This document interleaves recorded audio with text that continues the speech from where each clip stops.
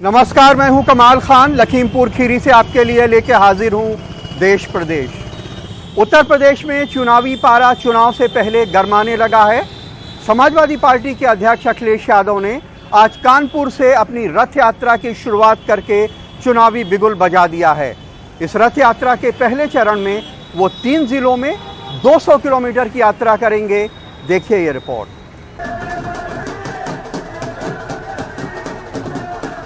ये तस्वीरें उत्तर प्रदेश के कानपुर जिले की हैं। सपा प्रमुख और उत्तर प्रदेश के पूर्व मुख्यमंत्री अखिलेश यादव ने हजारों समर्थकों के हुजूम के साथ विधानसभा चुनाव के लिए अपना प्रचार शुरू कर दिया है। अखिलेश यादव ने बड़े खास अंदाज में नोटबंदी के दौरान कन्नौज के एक बैंक में पैदा हुए खजांची नाम के बच्चे से अपनी रथ यात्रा को हरी झंडी दिलवाई। इस मौके पर समाजवादी पार्टी के कार्यकर्ता गंगा जी में नाव पर सवार होकर अखिलेश यादव का स्वागत करते नजर आए। अखिलेश यादव ने भी कानपुर से जुड़े मुद्दों को लेकर बीजेपी पर जमकर निशाना साधा। भारतीय जनता पार्टी ने गंगा मैया को धोखा दिया। जहां साफ होनी थी गंगा मैया, आज वैसी की वैसी गंदी है। कानपुर औद्योगिक शहर है। कानपुर यूपी का बड़ा शहर है। कारोबार है, यहाँ रोजगार है। उत्तर प्रदेश में कानपुर के लोगों ने देखा है अपनी बर्बादी। लगातार समाजवादी विजय रथ उत्तर प्रदेश में चलेगा। जनता के बीच में जनता से आशीर्वाद लेने के लिए लगातार इसी तरह चलेगा। ये भीड़ देख के विपक्ष हैरान है, क्या कहेंगे? सत्ता जाने वाली है, भारतीय जनता पार्टी का सफाया होगा। अपनी रथ यात्रा के पहले चरण में अखिलेश का रथ कानपुर शहर और कानपुर देहात के कई इलाकों में घूमता रहा। अखिलेश यादव रात हमीरपुर जिले में रुकेंगे और फिर बुधवार को कालपी पहुंचेंगे। समाजवादी पार्टी के पास पहले से ही एक रथ है, एक मर्सिडीज बस, जिस पर अखिलेश के पोस्टर एक तरफ हैं और दूसरी तरफ पार्टी के संस्थापक मुलायम सिंह यादव के पोस्टर चिपकाए गए हैं। रथ पर पार्टी नेता मोहम्मद आजम खान की भी तस्वीर है। चुनावी रथ यात्रा से पहले अखिलेश यादव अपने पिता मुलायम सिंह यादव से मिलने पहुंचे और ये तस्वीरें बाकायदा सोशल मीडिया पर डाली गईं ताकि संदेश साफ रहे कि नेताजी का आशीर्वाद शिवपाल के साथ नहीं बल्कि अखिलेश यादव के साथ है। चुनावी रथ पर सवार अखिलेश यादव से जब सवाल किया गया कि क्या लखीमपुर में प्रियंका गांधी के एक्टिव होने से समाजवादी पार्टी को नुकसान पहुंचेगा, तो उन्होंने कहा कि ऐसा नहीं होने जा रहा। कांग्रेस पर हमला बोलते हुए अखिलेश ने कहा कि कांग्रेस और बीजेपी के रास्ते एक ही हैं, दोनों में कोई फर्क नहीं है। प्रियंका गांधी लखीमपुर में किसानों के मुद्दे को लेकर पसीना बहा रही हैं, तो अखिलेश यादव भी चुनावी रथ के जरिए मैदान में जमीन पर लोगों के बीच पहुंच रहे हैं। बीजेपी भी लखनऊ से लेकर दिल्ली तक लगातार चुनावी रणनीति बनाने के लिए बैठकें कर रही हैं। प्रधानमंत्री मोदी अलीगढ़ में पहले ही एक जनसभा संबोधित कर चुके हैं। संकेत साफ है कि अभी चुनाव में यूपी में 4 महीने बाकी हैं, लेकिन आज से ही, अभी से ही सारे राजनीतिक दल मैदान में उतर आए हैं। तो सोचिए चुनाव कितना दिलचस्प रहने वाला है। सहयोगी अरुण अग्रवाल के साथ दिल्ली में सौरभ शुक्ला, एनडीटीवी इंडिया। उत्तर प्रदेश के लखीमपुर खीरी में 3 अक्टूबर को थार से कुचलकर मारे गए किसानों की याद में आज अरदास का आयोजन हुआ, जिसमें हजारों की तादाद में किसान शामिल हुए। ये अरदास घटनास्थल से थोड़ी दूर पे हुआ। इसमें शामिल होने के लिए कांग्रेस महासचिव प्रियंका गांधी, आरएलडी अध्यक्ष जयंत चौधरी और किसान नेता राकेश टिकैत भी पहुंचे। कांग्रेस की महासचिव प्रियंका जी बैठी हुई हैं, कांग्रेस के प्रदेश अध्यक्ष हैं और दूसरे बड़े नेता लोग हैं। अरदास जो हो रही है वो मंच की तरफ हो रही है। इस मंच पे किसी भी राजनीतिक नेता को आज जाने की इजाजत नहीं है, क्योंकि ये एक शोक का कार्यक्रम है। वहाँ गुरु ग्रंथ साहब रखे हुए हैं, उनके पहरेदार हैं, ग्रंथी हैं और लोग अपनी भावनाओं का इजहार कर रहे हैं, लोगों को श्रद्धांजलि दे रहे हैं। नीचे कुछ एनक्लोजर्स बनाए गए हैं वीआईपीज के लिए, उनकी सुरक्षा के लिहाज से उनको अलग बिठाया गया है। प्रियंका गांधी भी यहाँ आने के बाद शहीदों को श्रद्धांजलि देने के लिए मंच की तरफ आगे गई थी और उसके बाद फिर वो यहाँ आकर के उस इंक्लोजर में बैठ गई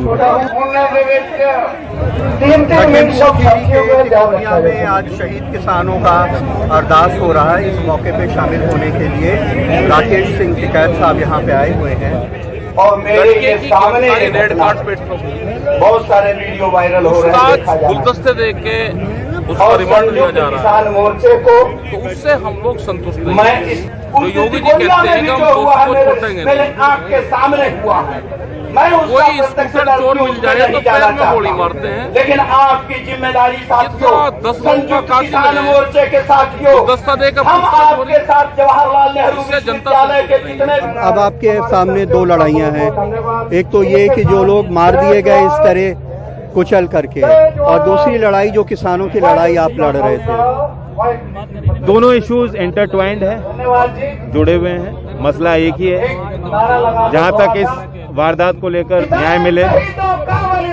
यहाँ पंचायत हुई थी, पंचायत में कुछ निर्णय लिए गए, फिर संयुक्त किसान मोर्चा ने भी कुछ फैसले लिए हैं। आगे के कार्यक्रमों के लखनऊ की एक पंचायत उन्होंने टेकी है, तो मैं सबसे अपील करता हूं कि उस कार्यक्रम में सहयोग करें। देश के सुरक्षा बलों ने 24 घंटों में 3 एनकाउंटर में 6 आतंकवादियों को ढेर कर दिया है। वहीं राजौरी में आज शहीद हुए जवानों को श्रद्धांजलि दी गई। शहीद जवानों को राजौरी के थाना मंडी में पूरे सैनिक सम्मान के साथ विदाई।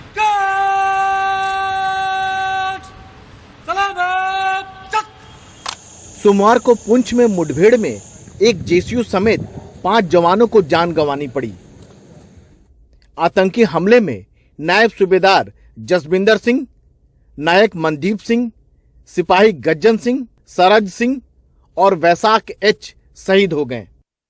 रोपड़ जिले के सिपाही गज्जन सिंह या लांस नायक गज्जन सिंह, जो जिनकी उम्र करीब 28 साल थी, उनकी भी मौत हो गई है।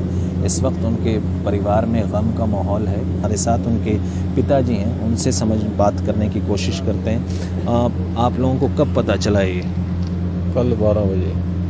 पहले तो पूछा भाई गज्जन सिंह दसों फोन आया, मगर 2-3 दिन हो गए अजय नहीं आया। दस तो सकता नहीं, तो गज्जन सिंह तो गोली लग गई। फिर मैं पूछा, मगर ठीक तो है? कहना ठीक नहीं है। वहीं कश्मीर के शोपियां में सुरक्षा बलों को बड़ी कामयाबी मिली। तुलरान में लश्कर के 3 आतंकी मारे गए। इनमें गांदरबल का मुख्तार शाह भी शामिल है, जो श्रीनगर में रेहड़ी पर सामान बेचने वाले वीरेंद्र पासवान की हत्या में शामिल था। वहीं शोपियां में ही फेरीपुरा में भी सुरक्षा बलों ने 2 और आतंकियों को मार गिराया।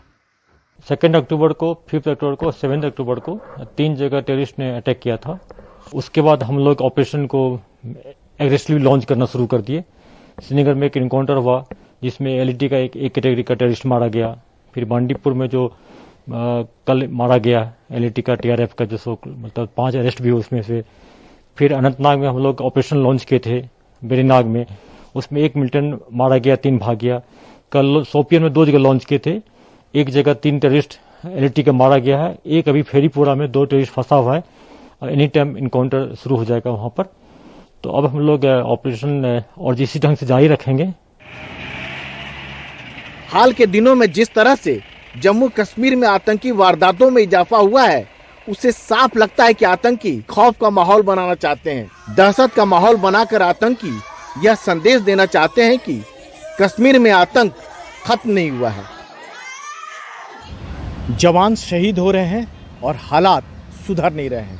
थोड़ी सी चूक या ढिलाई नई मुसीबत पैदा कर सकती है, पर सुरक्षा बलों ने साफ कर दिया है कि उन्हें घाटी में आतंक नहीं चाहिए, उन्हें अमन चाहिए। पंजाब से गजाली के साथ नई दिल्ली में राजीव रंजन, एनडीटीवी इंडिया। देश भर में दुर्गा पूजा की धूम है। कोलकाता, मुंबई, दिल्ली, हर जगह से दुर्गा पूजा के पंडालों की तस्वीरें आ रही हैं। कोलकाता के एक पंडाल में दुनिया की सबसे ऊंची इमारत बुर्ज खलीफा की तर्ज पे एक झांकी सजाई गई है, जिसे देखने के लिए बड़े पैमाने पे लोग आ रहे हैं। कोलकाता के इस पंडाल में बुर्ज खलीफा की इमारत देखने के लिए लोगों की भीड़ उमड़ी हुई है। ये पंडाल लेक सिटी के श्रीभूमि स्पोर्टिंग क्लब में तैयार किया गया है, जिसकी ऊंचाई 145 फीट है और लोग इसे देखने के लिए दूर दूर से आ रहे हैं। इस भीड़ को देखते हुए डॉक्टर्स अब चिंता जाहिर कर रहे हैं कि कोविड को ध्यान में रखते हुए ये लोगों के लिए खतरनाक साबित हो सकता है।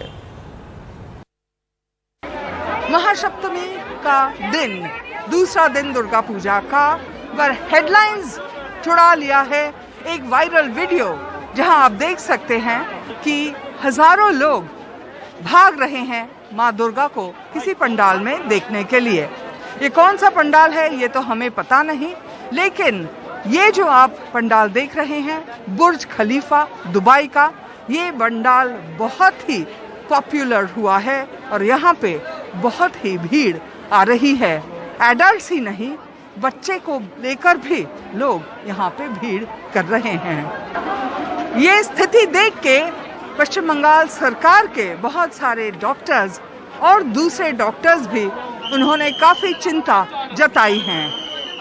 लग रहा है हम दुबई पहुंच गए हैं, विजिटर्स का यही कहना है, लेकिन ये भूल गए हैं कि इस दुर्गा दर्शन के बाद शायद उन्हें भागकर अस्पताल भी पहुंचना पड़े।